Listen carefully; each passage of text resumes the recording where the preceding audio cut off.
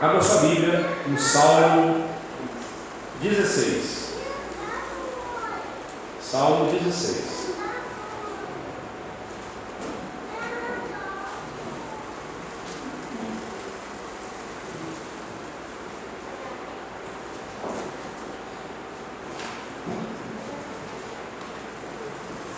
Salmo 16. A palavra de Deus diz assim: Salmo de Davi, hino de Davi. Guarda-me, ó Deus, porque em ti me refugio. Digo ao Senhor: tu és o meu Senhor. Outro bem não possuo, senão a ti somente. Quanto aos santos que há na terra, são eles os notáveis, nos quais tenho o meu prazer. Muitas serão as penas dos que trocam o Senhor por outros deuses. Não oferecerei as suas libações de sangue, e os meus lábios não pronunciarão o seu nome. O Senhor é a porção da minha herança e o meu cálice. Tu és o arrimo da minha sorte. Caem minhas divisas em lugares amenos. É muito linda a minha herança. Bendito o Senhor que me aconselha, pois até durante a noite o meu coração me ensina. O Senhor, tenho sempre a minha presença. Estando Ele à minha direita, não serei abalado. Alegra-se, pois, o meu coração e o meu espírito exulta. Até o meu corpo repousará seguro. Pois não deixará a minha alma na morte, nem permitirás que o teu santo veja a corrupção. Tu me farás ver os caminhos da vida. Na tua presença há plenitude de alegria, e na tua destra delícias perpetuamente. Ó Deus e Pai, abra os nossos ouvidos para ouvirmos tua voz na tua palavra. Abra os nossos olhos para vermos as maravilhas contidas na tua palavra. Abra o nosso coração, Pai, para que possamos crer, amar e obedecer à tua palavra. Essa é a nossa oração em nome de Jesus. Amém. Como está o seu relacionamento com Deus? Pense um pouquinho. Tá bom? Tá ruim? Precisa melhorar? Como anda o seu relacionamento com Deus? Deus é o maior bem da sua alma? É o maior tesouro do seu coração? Ou existem coisas que são mais importantes para você do que Deus? Quando comparamos este salmo com o relato lá de 2 Samuel, capítulo 17, verso 18 a 29, onde nós vemos Davi rendendo graças a Deus por ele ter estabelecido uma aliança com Davi. Você pode ver esse texto, 2 Samuel 7, 18 a 29. Davi louva o Senhor pelo fato de Deus ter estabelecido essa aliança com ele. Então este salmo parece que ele foi escrito nesta ocasião. Este salmo parece nos adequado a afirmar que este salmo foi escrito nesta ocasião, em que Davi louvava a Deus, bendizia o nome do Senhor pelo fato de Deus ter feito uma aliança com ele. Ele, o miserável pecador, com quem Deus estabeleceu a sua aliança. E assim então, o coração de Davi exultava de alegria na presença de Deus, e com a alegria que Deus lhe colocara no coração, ele então louva, bendiz ao Senhor e escreve este lindo hino que nós temos aqui. É um hino, como diz aí no título, hino de Davi. É um miktã. A palavra no hebraico miktã para hino significa algo ou um poema escrito com pena de ouro. É algo bonito, algo belo, majestoso, porque foi composto para Deus, como se Davi tivesse usado uma pena de ouro para escrever este salmo. Essa é a ideia deste salmo. Eu quero mostrar que o ouro desse mundo, ele não tem valor algum quando eu comparo ele com a glória de Deus. E aí ele vai dizer: digo ao Senhor, tu és o meu Senhor, outro bem não possuo, senão a ti somente. Se, meu irmão, tudo que você tem, você perdesse da noite para o dia, você ficasse só com Deus, você seria feliz? Parece óbvia essa pergunta. É claro, pastor, que eu ficaria feliz. Ficaria mesmo? Ficaria mesmo? Ou você ficaria lamuriando e reclamando que você não tem mais do que você perdeu? Pense um pouco sobre isso. Deus é realmente o maior bem do seu coração? É o maior tesouro da sua alma? Davi declara isso nesse salmo: ele é o meu maior bem, outro bem não possuo, senão a ti somente. Mas observe que esse salmo também, além de falar do relacionamento de Davi com Deus, ou de nós com Deus, esse salmo também fala de Jesus. O verso 10 é usado pelo apóstolo Pedro e pelo apóstolo Paulo, respectivamente, em Atos 2, 25 a 28. Pedro fala sobre esse texto, esse salmo, esse versículo, aplicando-se ao Senhor Jesus, à ressurreição do Senhor Jesus, sepultamento e ressurreição dele. E o apóstolo Paulo, em Atos 13, 35, também faz a mesma aplicação. Ele mostra que Jesus não ficou preso naquela cova e nem experimentou corrupção, ou seja, deterioração do seu corpo. Ele foi ressuscitado ao terceiro dia. Então este salmo também é um salmo messiânico, um salmo que fala do Messias. Este salmo, então, o tempo todo está mostrando para nós que a nossa vida sem Deus e a nossa vida sem Jesus não tem valor nenhum. Este salmo vem nos falar sobre o relacionamento de Deus com seus filhos. Eu creio que eu estou falando aqui com filhos de Deus. Como é o relacionamento de Deus com você? Como é o relacionamento de Deus comigo? Como é que Deus se relaciona com os filhos dele, aqueles a quem ele comprou com o sangue de Jesus, redimiu com o sangue de Jesus? Em primeiro lugar, vemos aqui que o relacionamento de Deus conosco, em primeiro lugar, Deus nos dá plena felicidade. Deus nos dá plena felicidade. Observe novamente os versos 1 a 3. Santo Agostinho diz o seguinte: nossa alma anda inquieta e não se aquieta enquanto não descansa em Deus. A inquietude de um coração, o abatimento de um coração, a tristeza na alma, o vazio de uma alma, só pode ser resolvido, só pode ser solucionado se este coração se encher da glória de Deus. É impossível alguém ser feliz de verdade se não tiver Deus em sua vida. E não fala de ter Deus e mais alguma coisa. Deus é mais um acessório. Não. É de ter Deus com exclusividade em sua alma. Meu coração pertence a Jesus. Eu vejo isso nos carros, né? Propriedade exclusiva de Jesus. E daí? Que o seu carro é propriedade exclusiva de Jesus? O que importa é o seu coração. O que importa é o seu coração ser propriedade exclusiva de Jesus.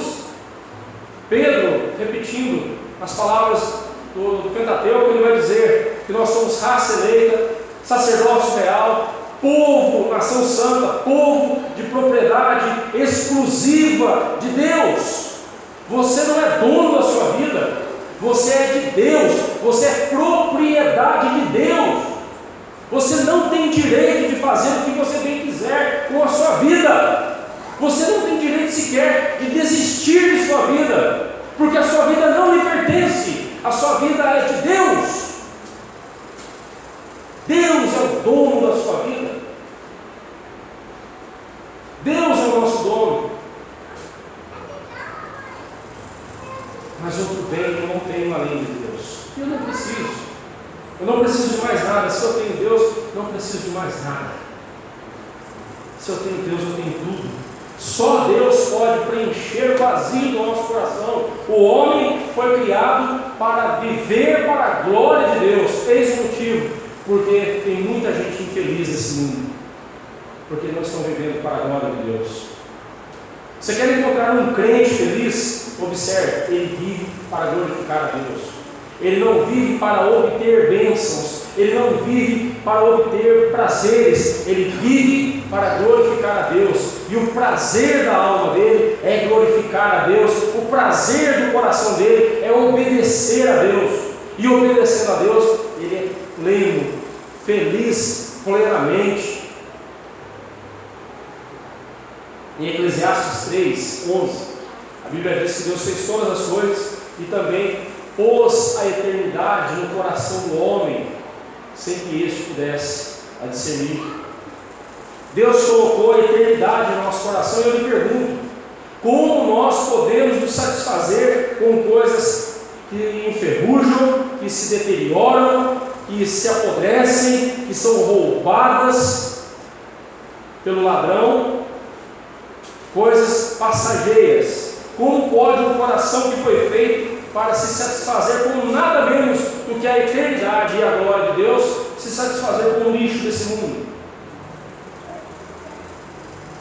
Este é o problema nosso. Nós queremos nos satisfazer com as coisas desse mundo e fazemos as coisas desse mundo as mais importantes do que Deus. E é por isso que a gente vive tantas vezes de forma infeliz. Por isso que muitas vezes nós vivemos amargurados, cansados, abatidos, desanimados, porque você corre e compra um celular novo, última tecnologia, 2 semanas depois sai mais novo, com mais recursos. Aí você começa a olhar para o seu celular dizendo: já tem um melhor. 2 meses depois você fala: esse celular está na hora de trocar. 1 ano depois você começa: esse celular não presta. Não é assim? Não é assim? Aí dizem que isso é o capitalismo. Eu não quero defender capitalismo, comunismo, não quero defender essas tranqueiras aqui. Eu só quero dizer para você uma coisa: isso é resultado da insatisfação do coração humano, porque o homem vive tentando se satisfazer com o lixo, ao invés de se satisfazer com Deus. O dia que nós aprendemos a orar como Davi: digo ao Senhor, Tu és o meu Senhor. Preste atenção. Davi entende que Deus é o dono dele, e porque Deus é o dono dele, o Senhor dele, agora ele diz: outro bem eu não possuo. Não que Deus seja um objeto, mas outro tesouro eu não possuo além do Senhor. Outro bem eu não possuo senão a ti somente. A edição revista e corrigida, fiel, ela traduz esse verso assim: a minha alma diz ao Senhor: Tu és o meu Senhor, a minha bondade não chega à tua presença. Parece que ficou bem diferente, né? Mas o significado é o mesmo. A ideia aqui é a seguinte: eu, com a minha bondade, eu não estou falando dos meus pecados, não estou falando daquilo que eu acho bom em mim.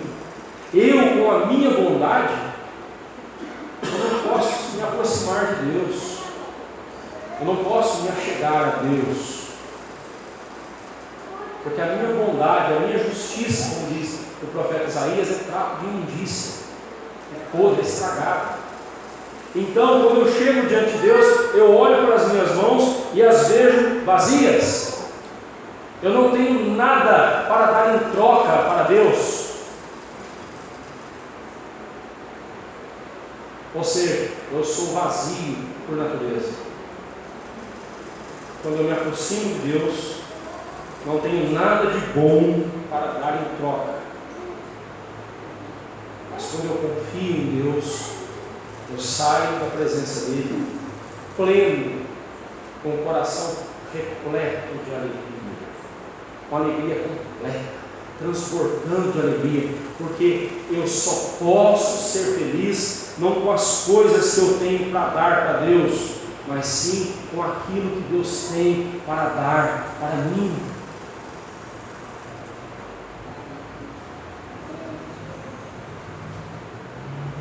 Nós vivemos nessa ideia de querer compensar Deus. Eu vou dar algo para Deus para que Deus me dê algo em troca. A gente precisa orar como salmista: que darei ao Senhor por todos os benefícios dele para comigo? Que darei em troca por tudo que Deus tem feito por mim? E aí, se a gente olha para as nossas mãos e não vê nada para dar a Deus, a gente pode entrar em desespero. Mas é aí que está. O que Deus quer de nós é que o nosso coração se satisfaça nele, seja pleno nele. Deus promete a você e a mim nada menos do que a verdadeira felicidade. E não se engane, a verdadeira felicidade está somente em Deus. Por isso que a gente vê tanta gente infeliz, porque está buscando a felicidade onde a felicidade não existe, onde só existe vazio, onde só existe ilusão. No verso 3, Davi fala de um precioso recurso que Deus concede aos seus filhos, para que estes sejam verdadeiramente satisfeitos. Ele fala da comunhão com outros irmãos.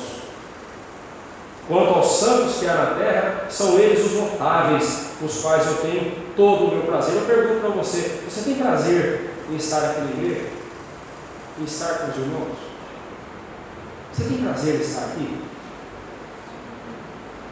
Ou você vem porque alguém empurrou você, ou você vem porque alguém forçou você a vir, ou você veio porque o pastor chamou você: se eu não for, o pastor vai pegar no meu pé, ou alguém vai pegar no meu pé na segunda-feira, vai ligar para mim dizendo que eu estou indo na igreja. Você tem prazer em estar com os crentes? Mas para a gente ter prazer em estar com os crentes, irmãos, algumas coisas são importantes. A primeira delas, tem que haver entre nós verdadeiro amor, amor fraternal, amor que é capaz de dizer um para o outro onde o outro está errando, mas dizer com amor, através do qual eu aceito a repreensão de alguém. Para haver entre nós esse desejo, prazer na comunhão, a gente precisa olhar um para o outro e valorizar o outro mais do que a gente, e saber que nós estamos aqui por causa de Cristo. E se não foi Cristo que trouxe você para a igreja, se você não está aqui por causa de Jesus, preste atenção, você vai sair por qualquer coisa. Ou se você sair por qualquer coisa, ou se você não estiver aqui, porque a igreja no calor é quente, no frio é muito fria, venta muito, eu não sei porque que ligam os ventiladores no máximo, não devia nem ligar o ventilador, o som está alto, o som está baixo, não deram um oi para mim na igreja, não me cumprimentaram. Se você desiste da comunhão dos santos por causa dessas coisas, você não está aqui por causa de Jesus. Você não está aqui por causa de Jesus. E quem não está por causa de Jesus, não valoriza a comunhão com os irmãos. E preste atenção nisso que eu vou dizer: quem não valoriza a comunhão com os irmãos aqui, hoje, não deve alimentar esperança alguma de um dia estar na glória com os irmãos, eternamente louvando a Deus. Porque para participar da igreja triunfante, você tem que estar na igreja militante. Atenção a isso, irmãos, isso é muito sério. Qualquer motivo é motivo para a gente não estar na casa do Senhor. Qualquer motivo é motivo para trocarmos a comunhão dos santos. Quanto aos santos que há na terra, são eles os notáveis. Você olha para o seu irmão e o vê como alguém notável, alguém admirável, ou você fica só apontando os defeitos dele? Você olha para esse irmão e fica criticando esse irmão porque ele é assim, ou daquele jeito? Ou você olha para ele e o vê como alguém notável, alguém notável não por si mesmo, mas notável pela obra de Cristo na vida dele? Ou você fica criticando? Atenção, irmão. O crente, ele precisa ter amor pelos santos, pelos servos de Deus que estão aqui. E ele diz: nos quais tenho todo o meu prazer. Quem tem prazer em Deus, quem tem em Deus a plena felicidade, terá prazer em estar com aqueles que também têm esse mesmo prazer. E durante as nossas mensagens do Salmo, a exposição do livro dos Salmos, você vai ver que é uma temática presente, é um tema presente nos Salmos, é a comunhão entre os irmãos, o louvor comunitário, os crentes reunidos para louvar a Deus. E preste atenção, mais uma vez, quando os crentes se descuidam da comunhão com os santos, é porque já se descuidaram da comunhão com Deus há muito tempo. As pessoas sempre pensam assim: fulano não está vindo mais à igreja, é porque ele vai se afastar dos caminhos do Senhor. Não, ele já se afastou. Ele já se afastou. Na nossa vida é assim. Nós vamos escondendo as coisas, escondendo, até que não temos mais como esconder das pessoas. E quando não mais temos como esconder, nós escancaramos e mostramos o que está acontecendo. Deixa eu ser mais claro. Alguém se afasta da igreja e não quer saber da igreja do Senhor, essa pessoa já se afastou de Deus há muito tempo. Ela já deixou de orar, já deixou de ler a Bíblia, já deixou de ter as suas devocionais em casa, já deixou de pensar nas coisas de Deus o tempo todo, já deixou de Deus há muito tempo. Mas como deixar a igreja é uma coisa visível, todo mundo vai ver, então quando ele chega nesse ponto de deixar a igreja, quando a pessoa deixa a igreja, chega nesse ponto, a pessoa está dizendo o seguinte: não tem mais nada que ser feito mesmo, então agora é o tiro de misericórdia. Eu sei que é pesado isso que eu estou dizendo, mas é verdade. Não é à toa que Hebreus 10, não Romanos, né, Rafael? Hebreus 10, 25 diz: não deixemos de congregar-nos, como é costume de alguns. Antes façamos admoestações, exortemos uns aos outros, admoestemos uns aos outros, para que não deixem de congregar. Quanto mais nós vemos que o dia do Senhor está se aproximando. O dia do Senhor está se aproximando. E nós temos que dizer uns aos outros: irmãos, valorizem a comunhão. Não se afastem da comunhão.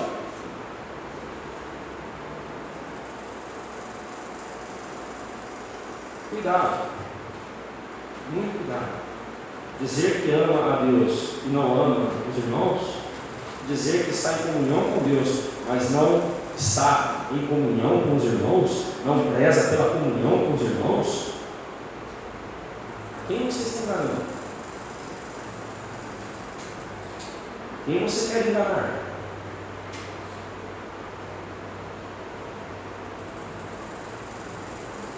Se eu dissesse outra coisa para você aqui hoje, com relação a esse texto, eu não estaria mostrando para você o que a Bíblia está dizendo. Estou falando para você, Deus está falando, é a Bíblia, a palavra de Deus que está dizendo isso.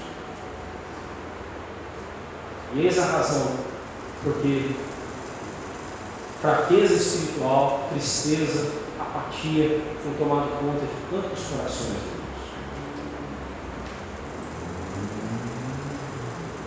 Muito triste isso.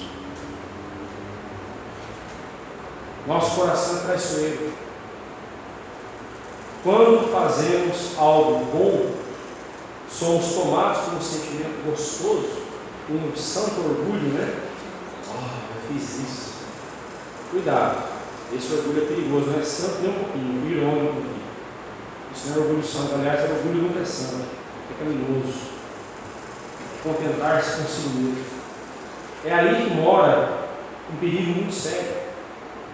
Com muita facilidade, nós imaginamos que Deus nos deve alguma coisa, Ele deve nos abençoar, porque nós fizemos alguma coisa. É a coisa mais comum a gente pensar nisso.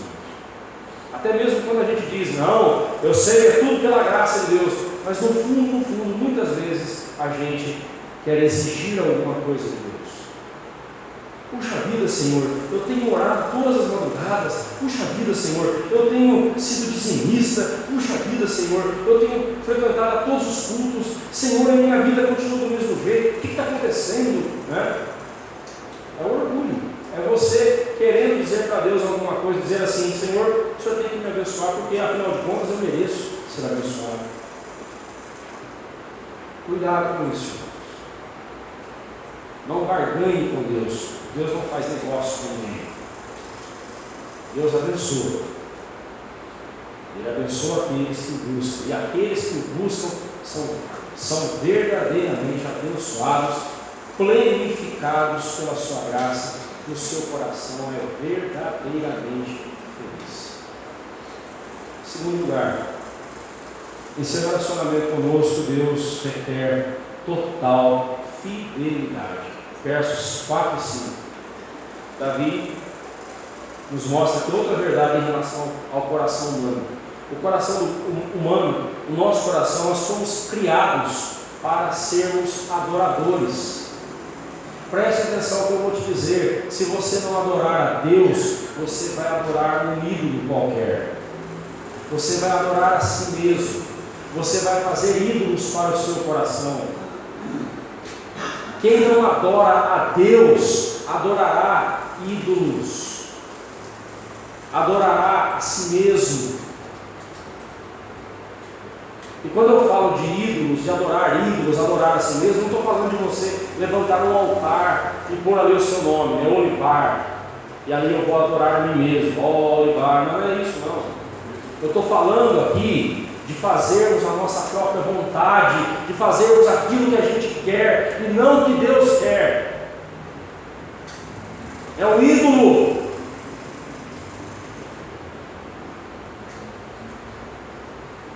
A pessoa que vive buscando a aprovação dos outros, ela não diz não para ninguém, ela não ofende ninguém, sabe por quê? Porque ela não quer ser ofendida, ela não quer que alguém diga não para ela. Em quem ela está pensando? Nela mesma. O tímido e o arrogante, o que os dois têm em comum? O tímido não abre a boca porque não quer ser envergonhado. O arrogante abre a boca e passa por cima de todo mundo, ele envergonha todo mundo para que ele não seja envergonhado. Mesma coisa. Os dois agem pelos mesmos motivos.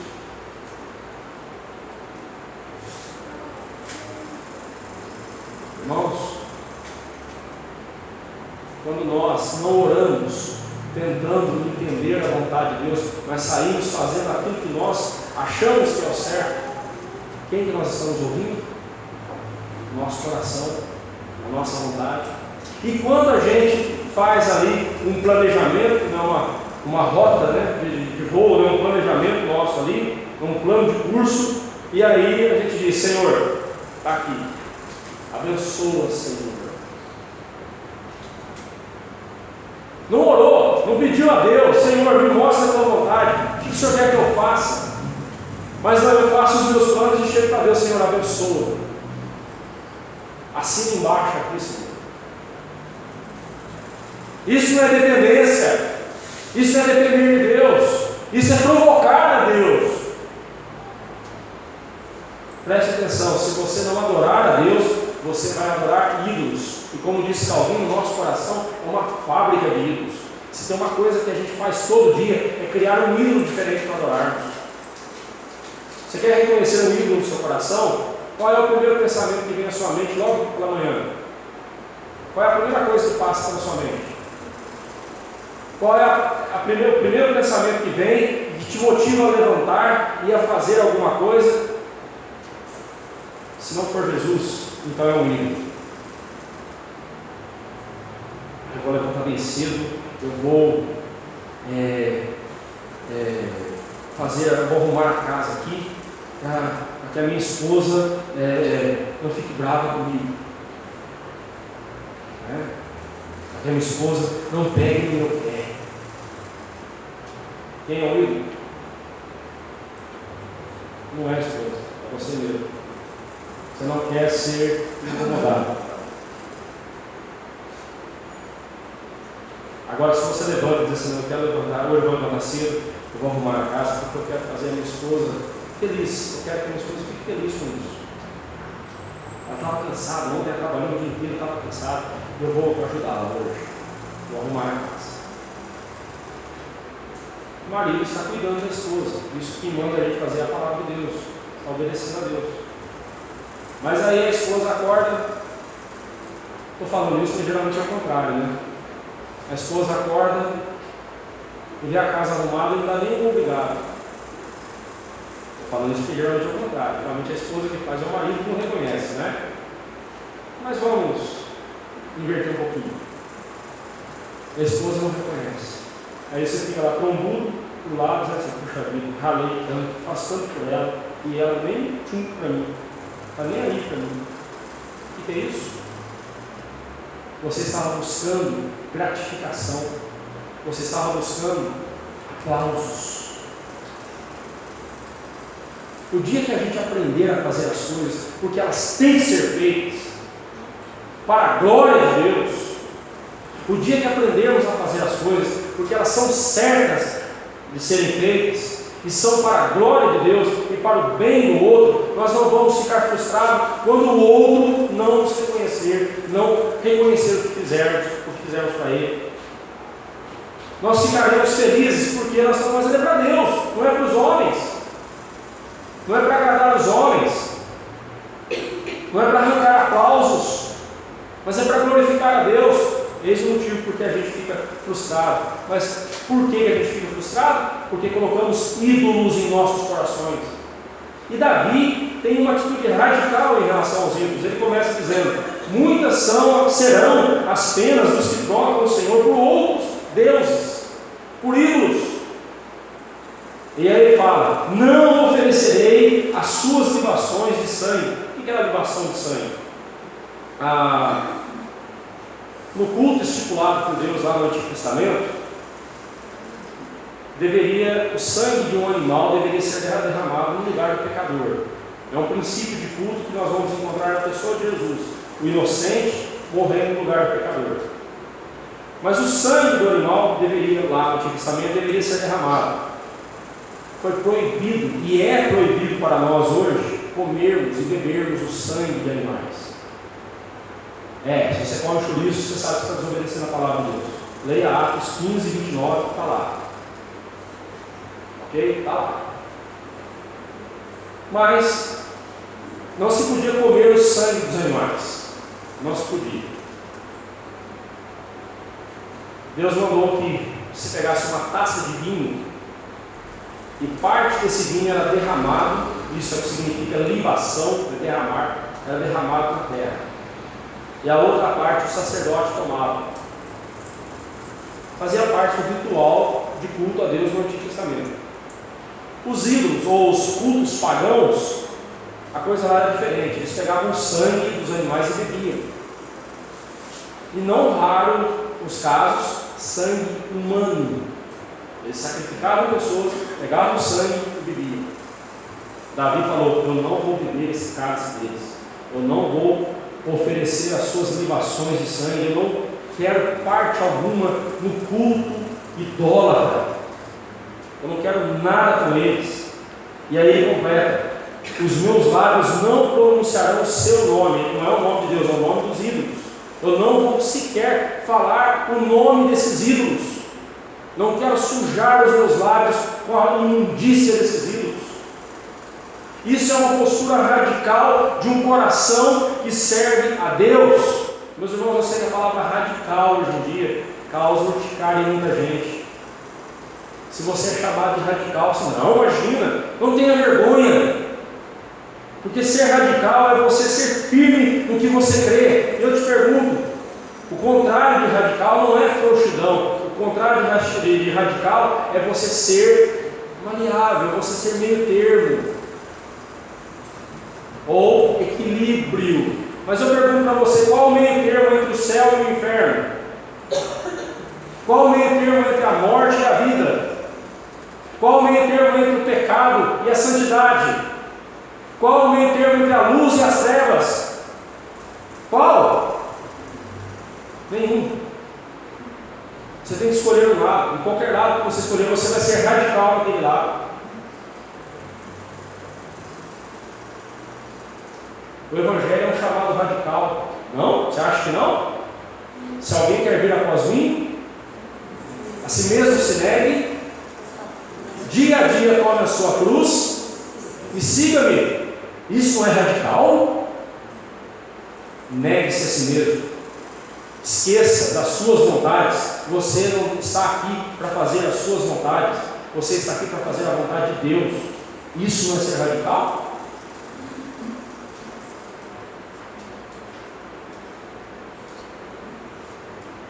Quando alguém me chama de radical, eu agradeço. Sinceramente. Por esse motivo, é claro, né? Por causa de Jesus. Sou radical mesmo. Eu me sinto honrado quando alguém me chama de radical. Sinceramente. Porque ou levamos a vida cristã a sério, ou paramos com esse negócio de dizer que somos crentes. Ou o nosso coração é exclusivo de Deus, ou paramos com essa conversa fiada de dizer que somos servos dele. Tem um monte de ídolos em nosso coração. A grande tarefa nossa como crentes é caçar ídolos em nosso coração e destruir esses ídolos e consagrar o nosso coração somente a Jesus, somente a Ele. Esse é o desafio para nós. Adorador todo mundo é. Resta saber a quem você está adorando. Adorador todo mundo é. Alguém sempre vai adorar alguma coisa. Até quando alguém diz que não adora a Deus nenhum, não tem religião nenhuma, é assim mesmo. É em torno de si mesmo que ele vive. É egolatria, não sei se existe essa palavra. Adoração de si mesmo. Tá? Cuidado. Se não é a vontade de Deus que você prioriza, seja a sua, seja a vontade de quem for, se não é a vontade de Deus, você está diante de um ídolo. Deus há somente um. Eu sou o único Senhor, diz o Senhor Deus. Não pronunciarei sequer o nome imundo desses ídolos. E quantas vezes, meus irmãos, não só o nome deles, mas esses próprios ídolos nós trazemos em nosso coração. Quantas vezes? Mesmo? Somos propriedade exclusiva de Deus. Nosso coração não deve ser de mais ninguém, só de Deus, porque Deus exige de nós essa fidelidade. O Senhor é a porção da minha herança e o meu cálice. Tu és o arrimo da minha sorte. Davi está dizendo o seguinte: eu não vou me meter com o cálice desses ímpios pagãos, desses idólatras, porque eu tenho um cálice. Eu tenho um cálice melhor. Eu tenho Deus. Deus é o meu cálice. Deus é o meu cálice. Eu não vou mexer com ídolos, porque eu tenho Deus. Se eu tenho Deus, eu não preciso de mais ninguém.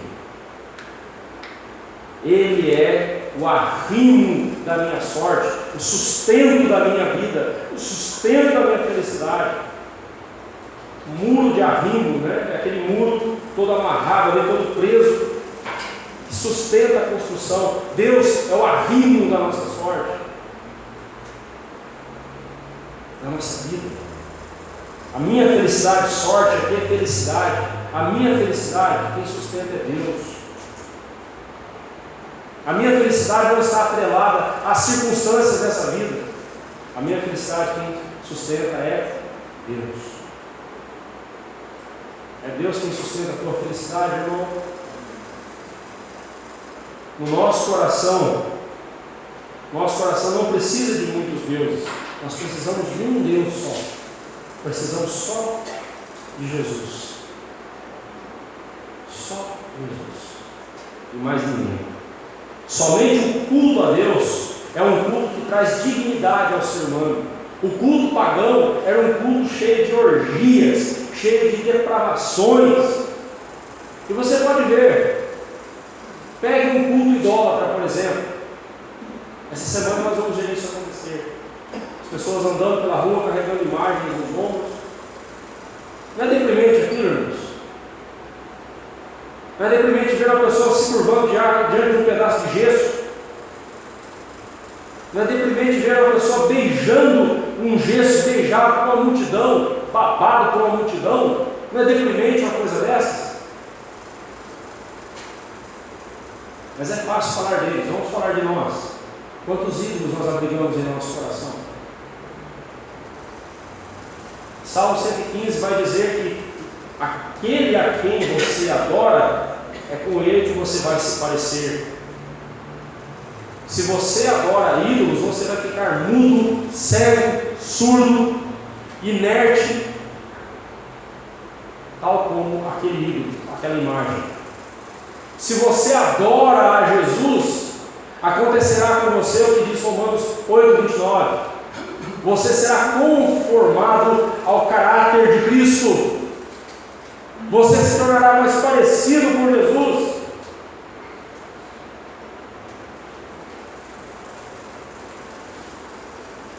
A quem você adora, com quem você se parecerá. Aquele a quem você adora, com quem você ficará parecido. Adore falsos deuses. Você não passará iludido, vazio em seu coração. Terceiro e último lugar, em seu relacionamento conosco, Deus nos dá paz. Paz não é ausência de guerra. O conceito que o mundo tem de paz é totalmente equivocado. Para o mundo, paz é não ter problemas. Para o mundo, paz é não ter guerras. Para o mundo, paz é você ter tranquilidade, sossego. Preste atenção. Eu concordo, sim. Quando não há guerra, estamos em paz. Quando não temos problema nos afligindo, estamos tranquilos. Isso é verdade. Concordo. Mas a paz que Deus nos dá é para enfrentarmos os problemas. Você foi acometido por uma doença e essa doença vai levar você a óbito, mas o seu coração está em paz diante de Deus. Se eu for curado, amém. Se essa enfermidade me levar, ela não me venceu. Eu fui curado eternamente. Você já pensou assim? Eu fui curado eternamente. Vou viver com Cristo na glória. Estarei com Cristo nos céus.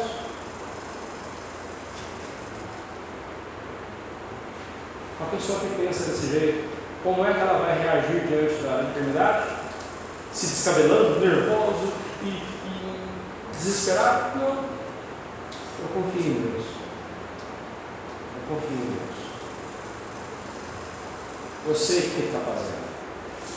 Ainda que eu não entenda o que Ele está fazendo agora, mas eu sei que o que Ele está fazendo tem um propósito glorificado.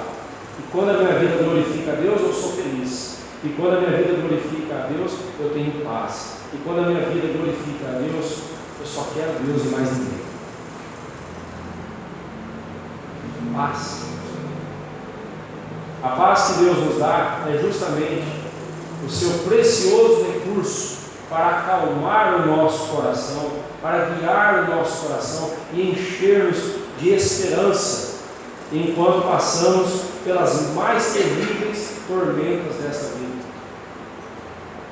É como o menino cujo pai é o capitão do navio, e o navio então enfrenta uma tempestade terrível, e o menino, ao invés de ficar com medo, ele entra na cabine de comando e fica tranquilo ali. E alguém pergunta para ele: você não está com medo? Não, meu pai é o capitão. Meu pai é o capitão do navio. Só que Deus não é o capitão do navio, Deus é o Senhor do universo, é o Senhor dos mares, é o Senhor da criação, é o Senhor das nossas vidas, que tem tudo sob controle. E até mesmo quando parece que perdemos, como no caso da morte, perdemos, não perdemos, estamos com Cristo, estaremos com Ele eternamente. Deus sabe o fim desde o começo, porque foi Ele quem planejou o fim antes do começo. Esse é o nosso Deus.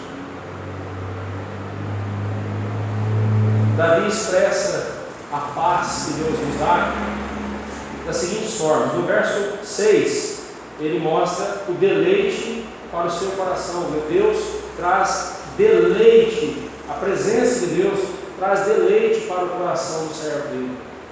Ele se deleitava na presença de Deus, ele tinha prazer na presença de Deus. Caem minhas divisas em lugares amenos, é muito linda a minha herança. Ele estava olhando o seguinte: olha, as minhas divisas da minha herança, elas fazem divisas com lugares amenos, lugares tranquilos.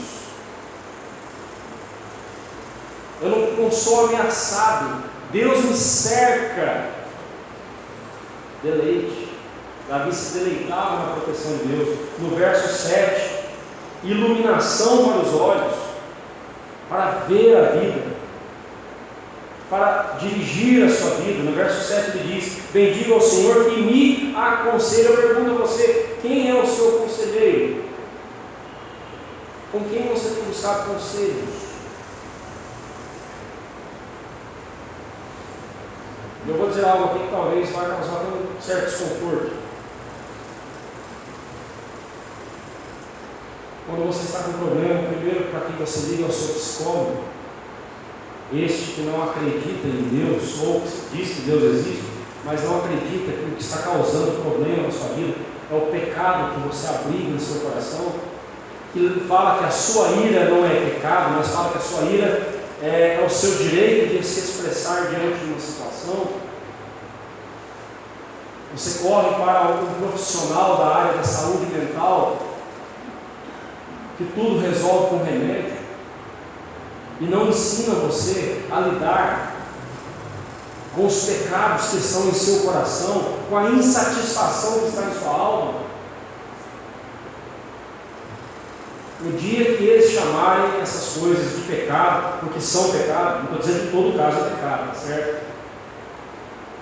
Mas, por exemplo, uma pessoa que se deixa dominar pela ansiedade, se deixa entregar pela ansiedade. A Bíblia diz o que sobre a ansiedade? Alguma vez a Bíblia chama a ansiedade de doença? A Bíblia chama a ansiedade de pecado, de falta de confiança em Deus. Não andeis ansiosos de coisa alguma, antes façam conhecidas diante de Deus as vossas súplicas e vossas petições. Você vai sem toque de remédio. Isso é solução? Preste atenção no que eu estou dizendo, isso é muito sério. No primeiro salmo, nós vimos isso. Bem-aventurado aquele que não anda no conselho de quem?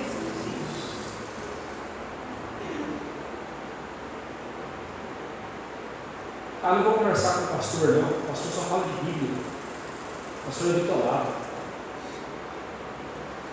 Não vou conversar com a irmã Miriam. A irmã Miriam só fala de Bíblia. Ele é bitolado. Você está buscando conselho de quem? O Salmo deixa bem claro: bendiga ao Senhor que me aconselha. E olha o que acontece com alguém que se aconselha com Deus.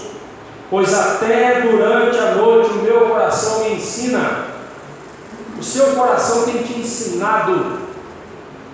À noite tem silêncio, você põe a cabeça no travesseiro. O que vem à sua mente? Pensamentos de culpa? Pensamentos de mágoa? Raiva? Então, peraí. Então você está com o pecado agasalhado no seu coração e não confessado. Ou seu coração à noite, você começa a meditar no que Deus fez por você durante o dia. Você começa a meditar como a sua vida transcorreu naquele dia, os seus erros, os seus acertos, como foi que Deus te livrou de situações difíceis, como Deus está orientando você, e aí você recorda da palavra de Deus, de textos específicos sobre aquele assunto. É o seu coração que ouviu o conselho de Deus e o seu coração está lhe ensinando. Agora, não caia nessa conversa de ouvir a voz do seu coração se o seu coração não ouve a palavra de Deus. Não caia nessa loucura de siga a voz do seu coração se o seu coração não conhece a palavra de Deus e não preza a palavra de Deus, pelo contrário, despreza a palavra de Deus. O que você vai ter não é conselho, o que você vai ter é desastre na sua vida. Irmãos, não sou contra você procurar ajuda médica, procure, se for preciso, mas preste atenção. Se o que você tem no seu coração é pecado, médico algum nesse mundo vai resolver, nem com transplante. Se o que você tem abrigado no seu coração é mágoa contra alguém, é ódio contra uma pessoa, quarta-feira eu vou falar sobre isso no estudo de Mateus. Vou falar com os assassinos da igreja. Então, os assassinos, por favor, venham quarta-feira. Jesus fala lá, né? Se você odiar o seu irmão, você já o matou. Então, é só falta não aparecer ninguém quarta-feira, né? Mas fica tranquilo, eu já estarei aqui fazendo companhia com você. Tá bom? Você não vai estar sozinho. Certo? Mas, irmãos, preste atenção. Se você tem mágoa no seu coração, se você não perdoa, se você tem pensamentos de desprezo, pensamentos de pecaminosos em relação a uma pessoa ou aos irmãos, você tem pecado no seu coração. E pode tomar o remédio que você quiser, não vai resolver. Não vai resolver. Quando o coração que foi criado para a glória de Deus não se conforma com os desígnios de Deus, esse coração vai viver infeliz, vai viver em pecado. Atente para o que eu estou dizendo, é para o seu bem, é para o meu bem, porque eu também não me excluo dessa mensagem. Falo primeiramente para mim, para todos. Iluminação para os olhos, é Deus quem nos guia, é Deus que dirige os nossos passos. Verso 8 ele fala que a presença de Deus na sua vida traz para o seu coração fé. O Senhor tem sempre a minha presença, estando Ele a minha presença, não serei abalado. Olha a segurança que Davi tinha em Deus. Mas a segurança que Davi tinha em Deus era resultado da fé que ele tinha em Deus. Se você não confia em Deus, você nunca vai se sentir seguro. Se você não tem confiança em Deus, você pode encher a sua casa de cadeados, pode encher a sua casa de seguros, pagar 10, 15, 20 seguros, e você vai sair de casa, aí eu tenho que voltar, estou com medo, minha casa vai ser assaltada. Não é desse jeito?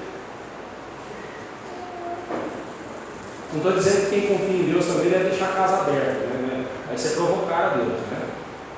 Tome as providências, mas confie em Deus. Não, pastor, eu não vou à igreja porque lá o culto termina 9 horas e a partir das 9 horas da noite Jacareí fica perigosíssimo. Eu não posso sair na rua. Eu vou ser assaltado. Quem que você está confiando, irmão? No verso 9 a 11, esperança para o coração. A presença de Deus traz esperança para o coração do crente. É o que mais está faltando hoje para as pessoas, é a esperança.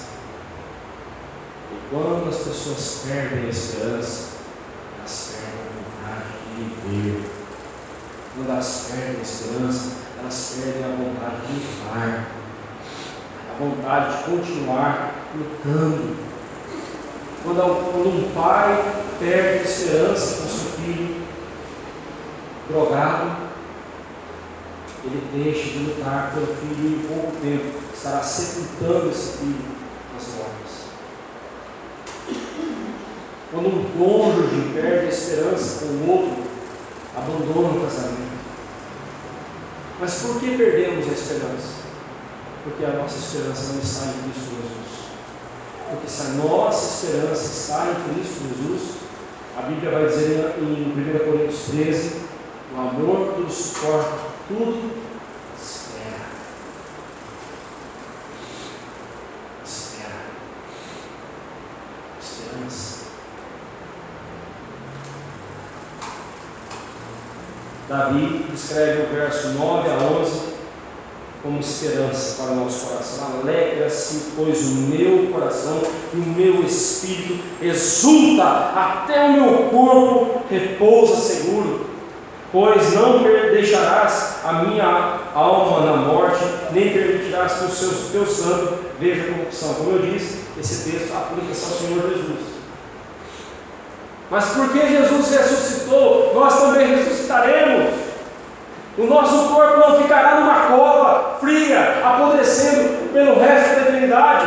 Não! Jesus Cristo vai voltar, Jesus Cristo vai nos ressuscitar, e nós subiremos com corpos gloriosos para viver eternamente com Cristo.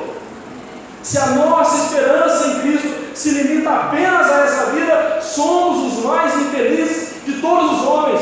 Se o que você espera de Jesus é só para essa vida, você é um infeliz. Mas se a sua esperança em Cristo Jesus está além da morte, então eu tenho esperança que, se mesmo morrendo, meu corpo apodrecer na terra, quando Cristo voltar, Ele vai ordenar e meu corpo sairá da cova. Eu serei ressuscitado com um corpo glorioso, semelhante ao corpo de Cristo na sua glória. Filipenses 3:21 diz isso. Eu terei um corpo glorioso, um corpo pronto para viver eternamente com Cristo nos céus. Ah, meus irmãos, quem tem essa esperança no coração, não se abate, não se deixa esmorecer pelas coisas desse mundo, pelas lutas desse mundo, pelas tristezas que esse mundo traz, e esse mundo nos trará muitas tristezas. Onde está a sua esperança? Onde está a sua esperança, irmão?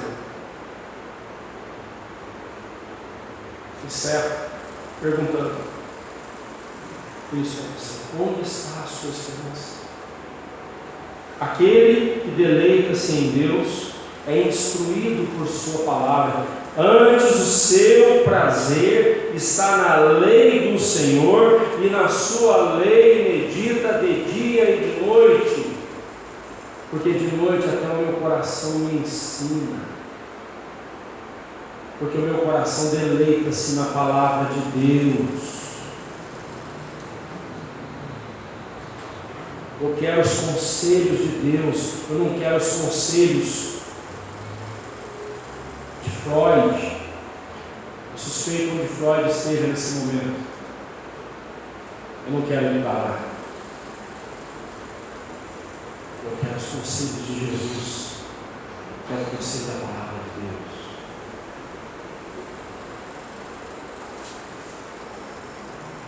Aquele que se deleita em Deus é instruído pela palavra de Deus. Seu coração tem fé em Deus e é fortalecido pela esperança da vida eterna, com base na glória de Cristo, com base na vitória de Cristo sobre o pecado, sobre a morte. Estes desfrutam a paz que excede todo o entendimento. Filipenses 4:7. Como é que você pode entender uma coisa dessa? Como que se pode entender alguém que está sofrendo e está feliz? Porque a felicidade dele não está nesse mundo, a felicidade dele está na glória eterna. Ele pensa nas coisas do alto, no Cristo vitorioso, no seu Rei majestoso, que um dia o ressuscitará. Concluindo, os tesouros do céu são para aqueles que dizem ao Senhor: Tu és o meu Senhor, outro bem não possuo, senão a ti somente. Quem tem a Deus como seu único tesouro, único bem nesta vida, terá a glória eterna, a riqueza da glória eterna à sua disposição. Aqueles que querem as riquezas desse mundo, ou os bens desse mundo, nunca saberão o que é ser rico de verdade, porque a verdadeira riqueza está na glória de Deus. Que Deus tenha misericórdia de nós, que Deus nos guie a sua palavra sempre.